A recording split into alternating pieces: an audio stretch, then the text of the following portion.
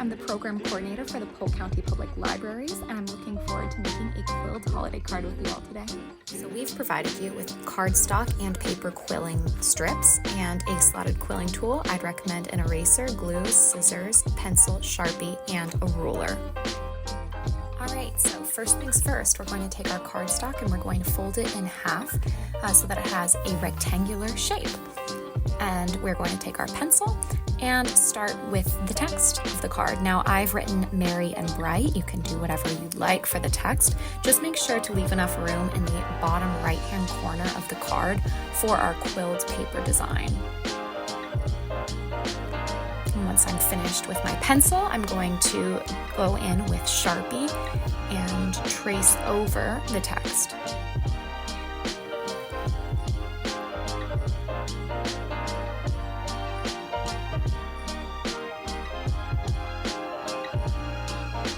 And once I'm done with my Sharpie, I'm going in with my eraser because I'm not great at tracing, and I'm going to remove all of the marks from the pencil that I did not cover with my Sharpie.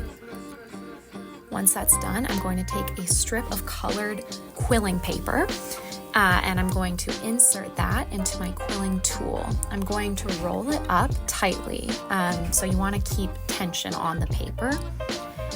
And once you've rolled it up completely, you will put it on a surface, and it helps to tap the paper so that you can sort of encourage it to unfurl. And once it's unfurled, you're going to squeeze it into a teardrop shape. And then you're going to take a tiny bit of glue, put it on the end, the loose end of your paper, and affix it to your teardrop shape so that it holds its shape. And you're going to repeat that process 6 more times with all of your colored quilling strips.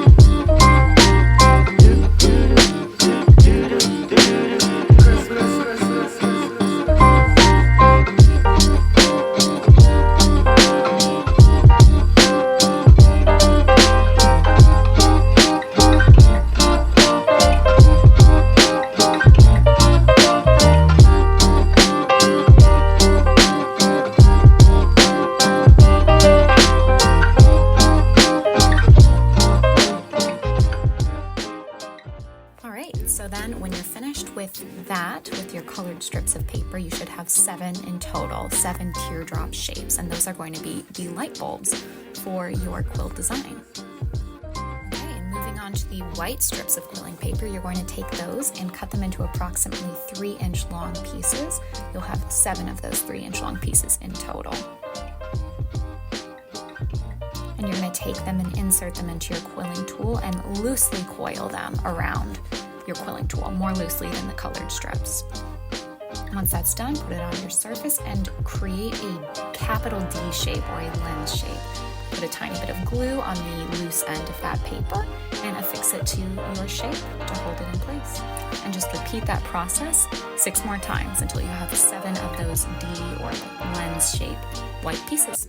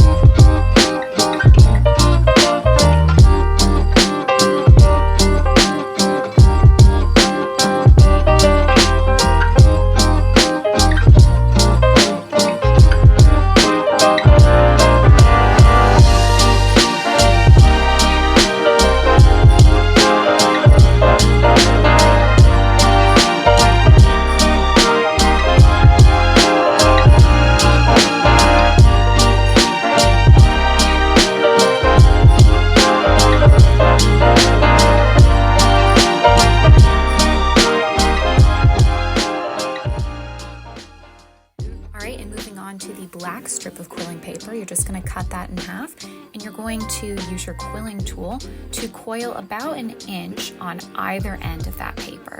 So not the whole paper, just an inch on each end. And I've chosen, just as a style choice, to coil one end of each paper upwards and have the other coil going downwards. So you're just going to do that process twice.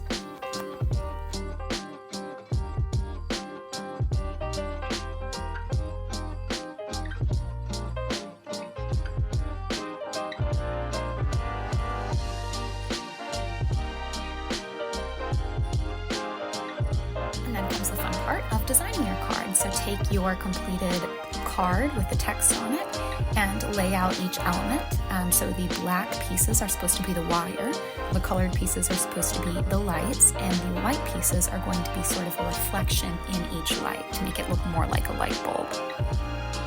So insert, wherever you can find space, insert those little white sort of lens shapes into your colored bulb shapes.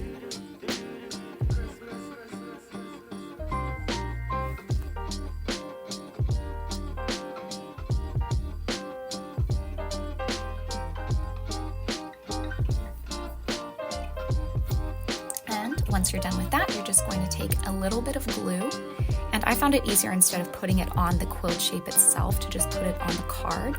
So wherever you want each quilled element to go, sort of outline that shape in glue, just a tiny thin layer of glue, and stick each element, each quilled element onto that glue on your card. And that's it. That's how you have your quilled card. It should stick nicely, and it makes a nice gift for anyone for Christmas, or just something to keep for yourself. I hope you enjoyed your December 2023 Adult Take and Make, and hope to see you soon at Polk County Public Libraries. Don't miss our upcoming programs.